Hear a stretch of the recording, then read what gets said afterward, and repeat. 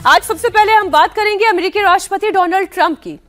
Supreme court का Hunter चला है उन पर। जी हां, टैरिफ को हथियार की तरह इस्तेमाल करने वाले ट्रंप को अमेरिकी सुप्रीम कोर्ट से बड़ा झटका लगा है।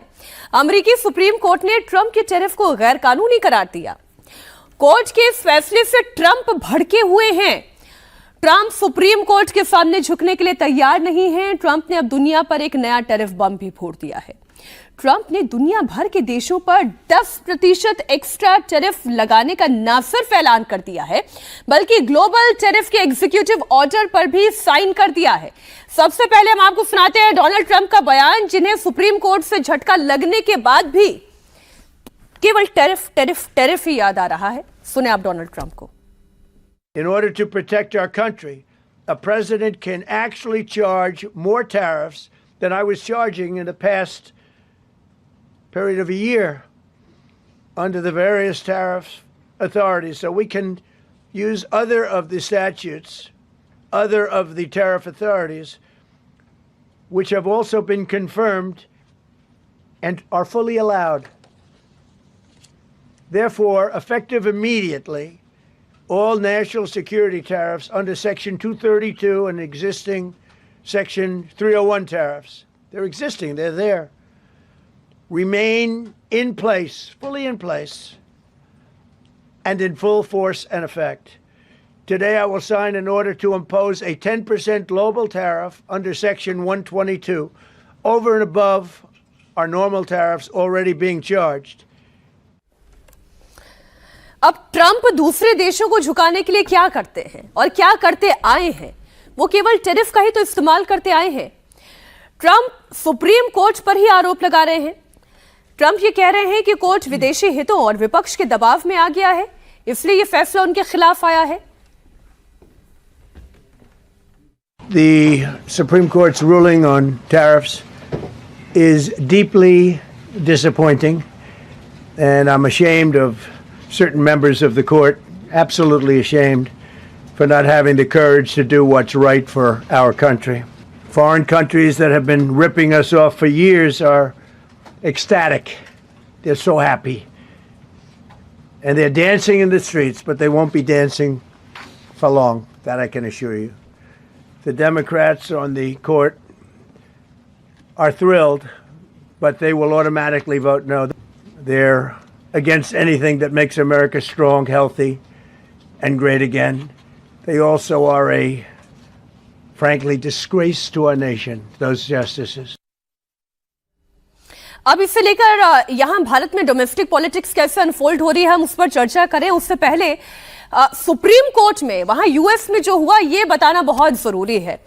हर्षवर्धन जी, ये मुद्दा जो विषय लेकर वहां पर कोर्ट में लड़ रहे थे, वो भी इंडियन ओरिजिन के हैं। ये दर्शकों की जानकारी के लिए बता दूं, नील कात्याल वो इस विषय पर टैरिफ के विरोध में पक्ष रख रहे थे।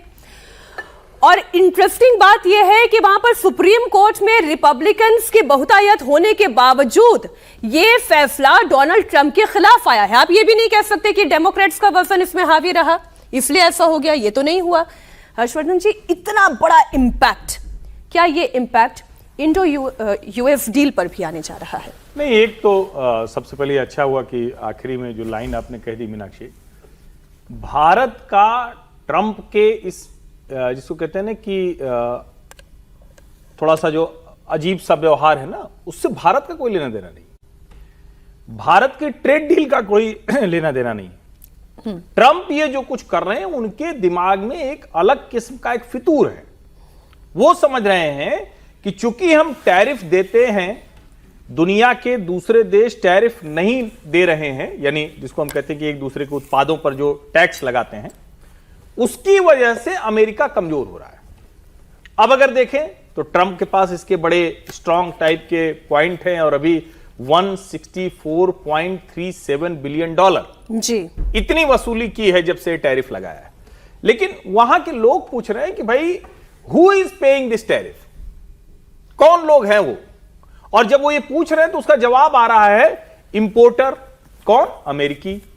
कंज्यूमर कौन? अमेरिकी। नुकसान भारत को भी होगा, नुकसान चाइना को भी होगा, नुकसान मेक्सिको को भी होगा, कनाडा को भी होगा, यूरोपीय यूनियन को भी होगा। और चूंकि अमेरिकी कंज्यूमर बड़ा स्ट्रांग है, पॉकेट उसकी बड़ी भरी भरी सी है, इसलिए हो सकता है तुरंत ना नजर आए।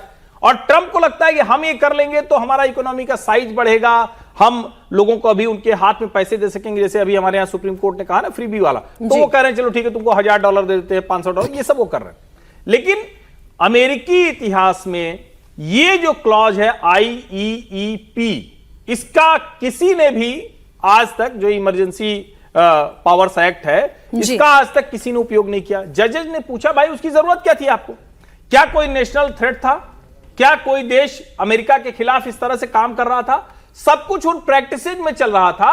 और कमाल की बात देखिए कि ट्रंप ने उसके बाद कहा कि हमारे पास, चूंकि उनके पास 5 और ऐसे एक्स्ट्राऑर्डिनरी पावर हैं, 6 सेक्शन 232, सेक्शन 201, सेक्शन 301 उन्होंने इंप्लीमेंट कर दिया, सेक्शन 122, सेक्शन 338। तो ये जो 5 पावर हैं, ये अमेरिका को अलग अलग जो है थ्रेट की वजह से, बिजनेस राइवलरी की वजह से और ऐसी चीजें, उस पर वो अधिकार देती। लेकिन सवाल ये है कि क्या इसके बाद भी ये सस्टेन करेगा? क्योंकि आज की तारीख में अगर कहें तो जो अमेरिका का दुनिया भर पे टैरिफ था वो गायब, जो फंडिंग रिफंड होना है उसके सवाल, और ट्रंप ने जो एडिशनल 10% टैरिफ लगाया, अब वही सिर्फ लागू रह गया है। मैं आज ही इस पर जब रिसर्च कर रही थी तो दर्शकों की जानकारी के लिए हम ये बता दें कि अगर रिफंड के लिए कहा जाता है तो वो रिफंड का अमाउंट इतना बड़ा है, 175 बिलियन है ना, बिलियन डॉलर। इतना बड़ा अमाउंट है जिसे रिफंड के लिए क्लेम किया जा सकता है। और अगर ऐसी नौबत आती है तो फिर डोनाल्ड ट्रंप क्या करेंगे? और इस वक्त अगर केवल हम यूएस की ही बात कर ले, वहां इस खबर को किस तरीके से देखा जा रहा है, सुप्रीम कोर्ट के फैसले को किस तरह से देखा जा रहा है, तो उसका उदाहरण मैं आपके सामने रख देती हूँ। माइक पेंस है, एक्स वाइस प्रेसिडेंट रहे हैं, उन्होंने क्या लिखा है? वॉल स्ट्रीट जर्नल की खबर को उन्होंने कोट करते हुए क्या लिखा? The real tariff liberation day arrives at the supreme court. वहां की मीडिया इसे इस तरीके से देखे ये प्रेजेंट कर रही है। वो क्या लिख रही है? The real tariff liberation day arrives eight supreme court, the justice strike down president Trump's imposition of border taxes without Congress approval. ये लिबरेशन डे इसलिए यूज किया गया है क्योंकि इस टैरिफ को ट्रंप ने लिबरेशन डे टैरिफ का नाम दिया था, इसलिए वापस किया। मैं इसको थोड़ा सा एक्सप्लेन कर देता हूँ। जो अभी ट्रंप ने किया है वो सेक्शन 122 के तहत किया है, और ये सेक्शन जो है वो प्रेसिडेंट को पावर देती है केवल 150 डेज के लिए सरचार्ज लगाने की। जो 10% उन्होंने है, ये सरचार्ज है, ये टैरिफ है भी नहीं। 150 दिनों के बाद कांग्रेस वहां फिर इसको रिव्यू करेगी। और जो सुप्रीम कोर्ट का फैसला है वो इसलिए इंपॉर्टेंट है क्योंकि वो ये कहता है कि टैरिफ लगाने का हक जो है वो पूरी तरह से कांग्रेस को है, ना कि प्रेसिडेंट को है। बिल्कुल ठीक बात। तो ये अब देखिए, इसको और समझने की जरूरत है कि पहली बात हमारे लिए बहुत अच्छा है क्योंकि हमारा 18% से 10% हो जाएगा टैरिफ। जो हमारी ट्रेड डील हुई थी 18% की, उसमें 10% हो जाएगा। व्हाइट हाउस ने इसको लेकर बयान भी जारी किया। अब बात आती है आगे की। ऐसा नहीं मानना चाहिए कि सारे टैरिफ खत्म हो गए, ये समझने की जरूरत है। सारे टैरिफ बिल्कुल खत्म नहीं हुए। अंदर 232 ट्रेड एक्सपेंशन एक्ट जो है उनका, उसके तहत सिक्योरिटी के तौर पर 25% स्टील पर और 10% एल्युमिनियम पर टैरिफ अभी भी है, अगर ये कोई वहां पर एक्सपोर्ट करता है। साथ ही सेक्शन 301 जो है ये भी अभी इन प्लेस है। इसके तहत 25% टैरिफ जो है चाइना पे लगा हुआ है। वो ये है कि कोई माल हमारे यहाँ डंप ना करता रहे और हमारी देखिए, ट्रंप का ये टैरिफ लगाने के पीछे पूरा जो उन्होंने जो कहा कि मैं क्यों लगाना चाहता हूं, उनका ये कहना था, के लिए ये पैसा चाहिए। उन्हें पैसा भी नहीं, उनका ये कहना था कि अगर सस्ता माल हमारे यहाँ आएगा जिस पे कोई टैरिफ नहीं है तो हमारी जो लोकल इंडस्ट्रीज हैं वो बढ़ेंगी नहीं, वो खुद नहीं पैदावार करेंगी या खुद मैन्युफैक्चरिंग नहीं करेगी। उसको बढ़ावा करने के लिए उनका ये एक कदम था कि जो उनका अमेरिका में प्रोडक्शन है या मैन्युफैक्चरिंग है वो बढ़े और बाहर से आने वाला माल जो है वो कम हो। तो ये कोशिश थी। लेकिन अब सुप्रीम कोर्ट ने जो सारा फैसला किया उसमें एक और महत्वपूर्ण बात है कि उसमें 2 जजेस जिन्होंने खिलाफ फैसला दिया वो ट्रंप द्वारा नॉमिनेटेड थे, वो रिपब्लिकन्स हैं। यहीं से आज हमने चर्चा की शुरुआत की। अच्छा, सुप्रीम कोर्ट के झटके के बाद ट्रंप ने भारत को लेकर एक बड़ा बयान दिया। ट्रंप ने कहा है कि भारत के साथ टैरिफ नीति में कोई बदलाव नहीं होगा, ट्रेड डील जारी रहेगी। लेकिन ट्रंप ने इसी बीच रूस से भारत के तेल खरीदने पर भी बयान दे दिया। ये उनका वही पुराना टेप है जो हमेशा चलता रहा है। हालांकि इसमें उन्होंने प्रधानमंत्री नरेंद्र मोदी की तारीफ भी की, he is my great friend, he is a great man, वो तमाम बातें भी कही। वो मत कहा करिए तारीफ, ये बहुत बदमाश आदमी है। ये तारीफ नहीं है भाई, ये एकदम ये जो है ना दुनिया भर के खटकरम करने के बाद he is my great friend, he is great man, ये बटरिंग जैसा लगने लगा अब ये एकदम नहीं, ये शातिरपना है। ये आपको जो करना है, जो चीजें करते हुए आप नहीं करा पा रहे हैं प्रधानमंत्री नरेंद्र मोदी से, तो आप ये तरीके निकालते हैं। तो मुझे लगता है कि ये हम लोगों को भी ये बातचीत में इससे बचना चाहिए कि कोई नरेंद्र मोदी की तारीफ कर रहा है, भारत की ना वो तारीफ कर रहे हैं ना भारत के साथ वो खड़े हैं, बहुत गड़बड़ कर रहे हैं। मेरे सहयोगी Devendra Parashar, India TV political editor भी हमारे साथ जुड़े हुए हैं। डोनाल्ड ट्रंप का हम बयान आपको सुना देते हैं, फिर हम उनसे चर्चा करते हैं। On the trade deal, which is the framework which is to be signed with India sometime soon, will that stand now? Yeah, and on the decision, changes. Nothing changes. No, nothing changes. They'll be paying tariffs, and we will not be paying tariffs. Our deal with India is they pay tariffs. This is a reversal from what it used to be, as you know. India, and I think Prime Minister Modi is a great gentleman, a great man, actually, but he was much smarter than the people that he was against in terms of the United States. He was ripping us off in India. So we made a deal with India, and it's a fair deal now, and we are not paying tariffs to them, and they are paying tariffs. We did a little flip. I think my relationship with India is fantastic, and we're doing trade with India. India pulled out of Russia. You know, India was getting its oil from Russia, right? And they pulled way back at my request because we want to settle that horrible war where 25,000 people are dying every month. And Devendra, जो बात इस वक्त Donald Trump कह रहे हैं कि Indo US trade deal पर इसका कोई असर नहीं पड़ने जा रहा है, लेकिन क्या वाकई में ऐसा है? क्योंकि अभी 23 तारीख से जो नेगोशिएशन शुरू होगी, ड्राफ्ट तैयार होगा, उसमें भारत के पास ये सुनहरा अवसर है नेगोशिएट करने का।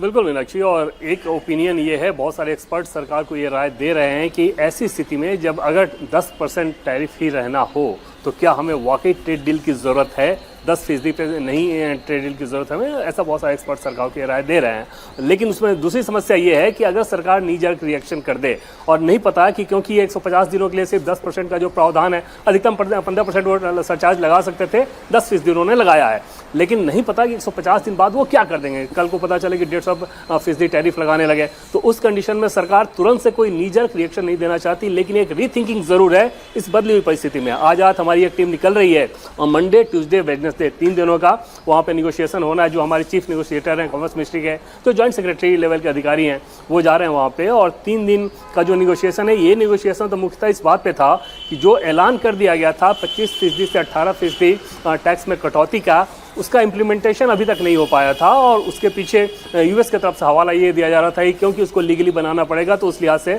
उसमें थोड़ा टाइम लग रहा है। तो उस निगोशिएशन के लिए ऑलरेडी जा रहे हैं, और ऐसे में यूएस में जो नई परिस्थितियां उत्पन्न हुई है, उसको लेकर सरकार के भीतर निश्चित तौर पर बहुत मंथन चल रहा है कि अब हमें आगे क्या करना है। फूंक के कदम रखा जा रहा है, क्योंकि मामला ट्रेड का है, मामला यूएस का है।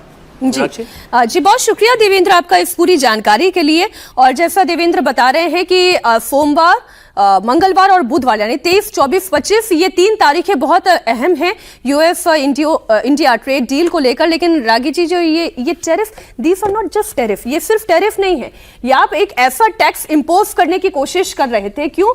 क्योंकि भारत रशिया के साथ डील कर आपको पसंद नहीं आ रहा तो टैक्स लगा दो, चाइना अपना मार्केट बढ़ा रहा है, आपको पसंद नहीं आ रहा है तो आप उस पर टैक्स लगा दो। ये दादागिरी चल रही थी, उस दादागिरी का दम निकाल दिया है सुप्रीम कोर्ट ने। देखिए, सुप्रीम कोर्ट ने जो फैसला दिया है उसके सारांश ये है, उपसंहार ये है कि जो टैरिफ लगाने का जो ट्रंप ने काम किया वो उनके पास अधिकार नहीं था। उन्होंने एक इमरजेंसी पावर का उपयोग किया, लेकिन वो इमरजेंसी पावर की व्याख्या वो गलत कर गए, वो किसी अन्य परिस्थितियों के लिए था। वो ऐसी परिस्थितियां नहीं हैं आज के दिन में जिसके आधार पर उन्होंने टैरिफ लगाया। दूसरी बात मोटा मोटी जो सुप्रीम कोर्ट निकल करके आया कि टैरिफ लगाने का या टैक्स लगाने का अधिकार वहाँ की विधायिका को है, क्योंकि वहाँ सेपरेशन ऑफ पावर है कंप्लीटली। एग्जीक्यूटिव को कोई भी काम ऐसा नहीं कर सकता, जैसे एग्जीक्यूशन का तो वो काम कर सकता है, लेजिस्लेशन का काम नहीं है। ये काम लेजिस्लेशन का है और ये वहाँ की संसद ही कर सकती, यानी कांग्रेस ही कर सकती थी। बिना कांग्रेस की सहमति के ये काम नहीं कर सकते थे, इसलिए इसको स्ट्राइक डाउन कर दिया। तीसरी बात है कि इसका विरोध करने वाले डेमोक्रेट्स के स्टेट्स थे, 12 स्टेट्स थे जी। जो डेमोक्रेट्स के स्टेट्स थे। लेकिन मजेदार बात है, देखिए अमेरिका में हमारे यहाँ तो कहा जाता है ना, जुडिशियरी के अपॉइंटमेंट पे कहा जाता है निष्पक्ष जजों को आप अपॉइंट कीजिए, निष्पक्ष जजों को आप अपॉइंट कीजिए। एक कलेजियम सिस्टम जजों ने अपने लिए चुन लिया है। अमेरिका के अंदर जो अपॉइंटमेंट सिस्टम है उसको हम स्पॉइल सिस्टम कहते हैं। स्पॉइल सिस्टम का मतलब जो पार्टी सत्ता में आती है वो उसी अनुसार से अपने लोगों को की पोजीशन पर डालती है। तो जुडिशरी में भी बहुत सारे ऐसे थे, जैसा कि अभी जिक्र किया गया, कि वो ट्रंप के ही चुने हुए थे, ट्रंप के द्वारा ही अपॉइंट किए गए थे जजेस। लेकिन सवाल यह है कि ऐसी स्थिति में भी यदि उनको करना पड़ा तो इसका मतलब है कि कहीं ना कहीं अमेरिकन सोसाइटी के अंदर भी ट्रंप के इन नीतियों के खिलाफ एक प्रकार की हवा थी। अब वहां के इंडस्ट्री के लोगों ने कहा है कि भाई ये तो ठीक है कि सुप्रीम कोर्ट ने अपना जजमेंट दे दिया है, लेकिन इस जजमेंट का तब तक मायने नहीं रह जाता है जब तक कि हमारे पैसे को लौटा दिया जाए। और प्रेस कॉन्फ्रेंस में जब ट्रंप से पूछा गया तो उन्होंने कहा कि ये बड़ा मुश्किल काम है और बड़ा ये प्रोसेस लंबा है, इसमें वर्षों लग जाएंगे। लेकिन जो ट्रेडर्स एसोसिएशंस हैं उनका कहना है कि भाई पैसा तो हमको पे करना पड़ा है, जैसा हर्षवर्धन जी ने कहा, हमने उस टैरिफ को पे किया है, तो जब तक वो हमको रिटर्न नहीं किया जाता है तब तक इस फैसले का कोई मामला है मायने बन रहा है। तो अब आने वाले दिनों में इस पर क्या होता है, ट्रंप ने कहा कि इस मामले पर सुप्रीम कोर्ट का कोई निर्देश नहीं है।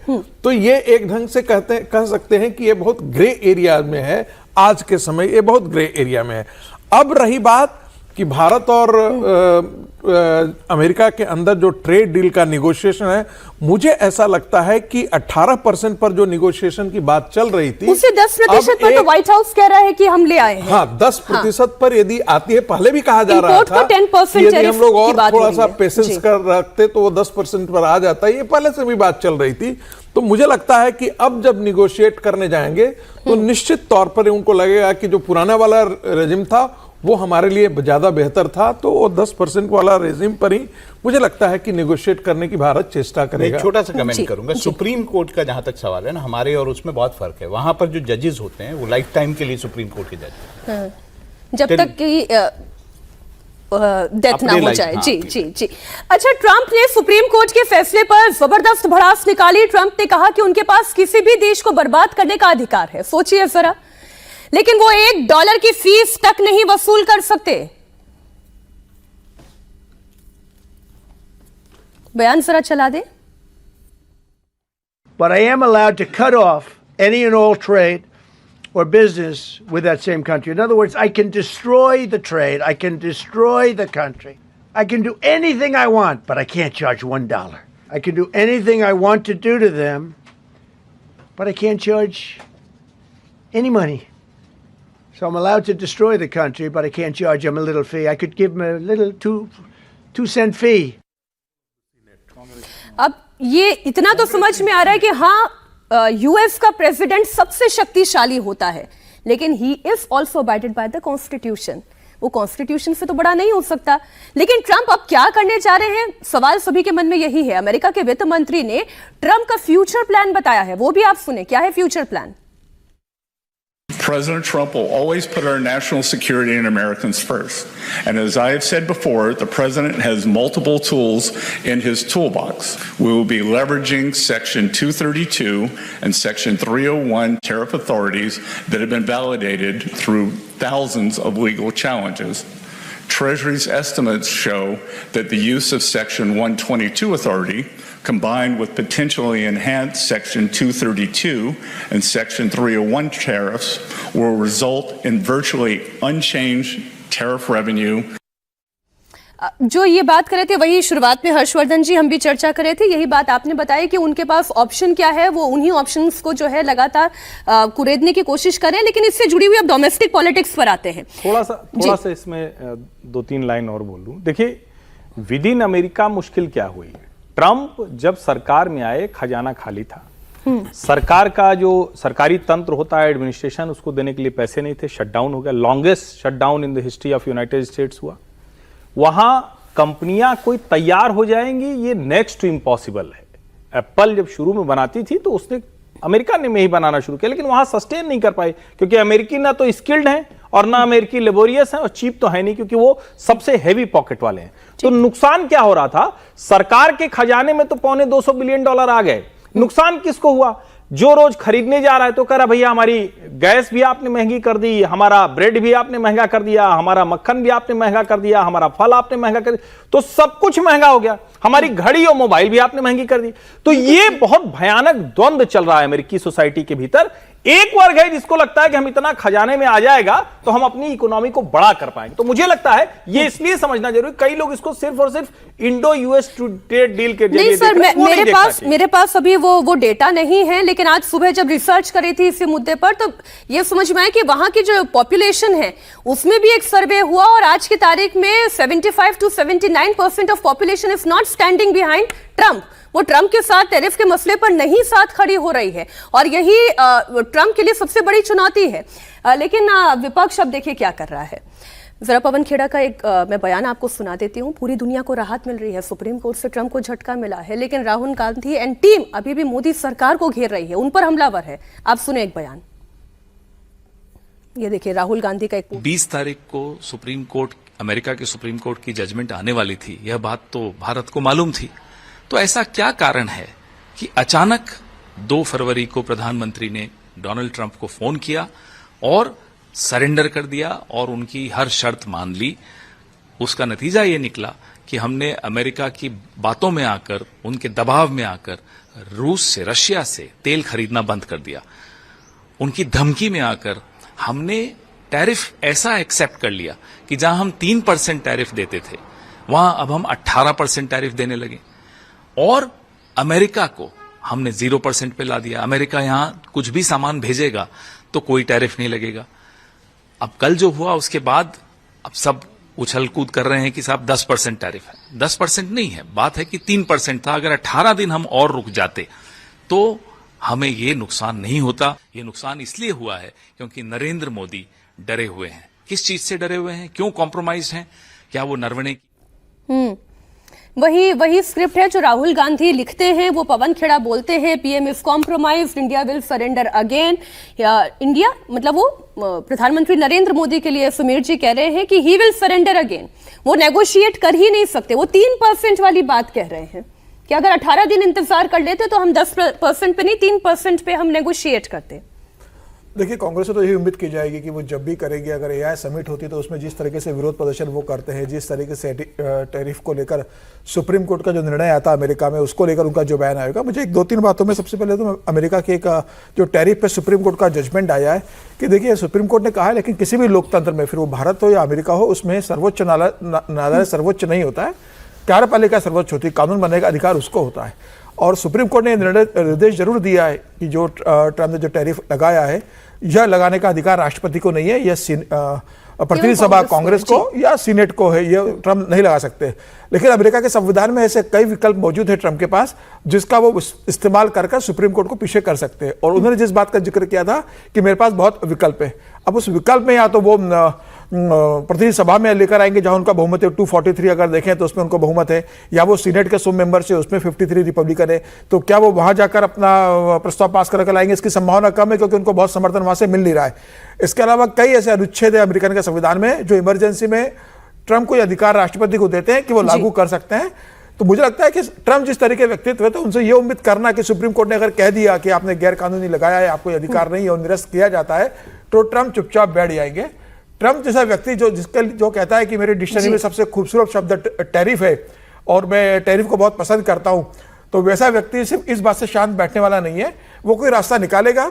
और उसको यह भी पता है कि अगर वो रास्ता नहीं निकालेंगे तो अरबों रुपया जो वापस करने की जब बात होगी जी, तो वो वापस नहीं करना है। और नहीं तो उसी के लिए तो उन्होंने तोड़ निकाला है कि वो 10% और जो वो टैरिफ की बात कर रहे हैं। ये भी बड़ा थोड़ा सा समझने की जरूरत है कि 232 जो सेक्शन बात कर रहे हैं, 301 की बात कर रहे हैं, ये बड़े स्पेसिफिक हैं। क्या नेशनल सिक्योरिटी को थ्रेट है इंपोर्ट से? नहीं है। 232 आपको प्रूव करना पड़ेगा इन्वेस्टिगेट करके प्रूव करना पड़ेगा कि थ्रेट है। वो ट्रम्प प्रूव ही नहीं कर पाएंगे सर, इसलिए तो वो अनफेयर बैकफुट पर प्रैक्टिस है जी। ये भी प्रूव करना पड़ेगा। तो ये आसान इतना नहीं होगा। उसमें बड़ा क्लियर कट है, सेक्शन 232 में कॉमर्स डिपार्टमेंट की बाकायदा इंक्वायरी होगी, उसकी रिपोर्ट के बाद ही हो सकता है। सेक्शन 301 में यूएस ट्रेड रिप्रेजेंटेटिव की इंक्वायरी होगी, तभी हो सकता है। लेकिन जो एक लाइन जरूर मैं बोल दूं, अपने क्या नाम उनका, खेड़ा जी थे, पवन खेड़ा जी, जी।